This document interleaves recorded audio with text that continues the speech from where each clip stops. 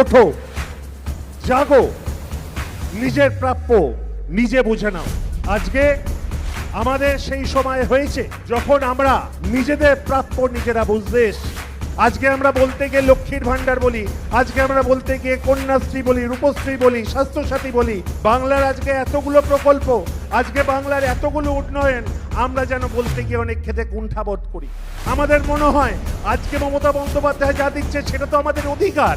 বাংলার বিভিন্ন প্রান্তে এই সুপার স্পেশালিটি হসপিটাল, এই ন্যায্য মূল্যের ওষুধের দোকান, এই উন্নত রেশন ব্যবস্থা, এই প্রত্যেক ক্ষেত্রে জন্ম থেকে মৃত্যু অবধি আজকে মমতা বন্দ্যোপাধ্যায় সকাল থেকে রাত অবধি তার প্রকল্পগুলোকে যেভাবে ছড়িয়ে দিয়েছে, এই বাংলার কৃষ্টি, বাংলার সংস্কৃতি, বাংলার ঐতিহ্য, ভারতবর্ষের সংবিধান রক্ষা করতে আমরা বদ্ধপরিকর হব।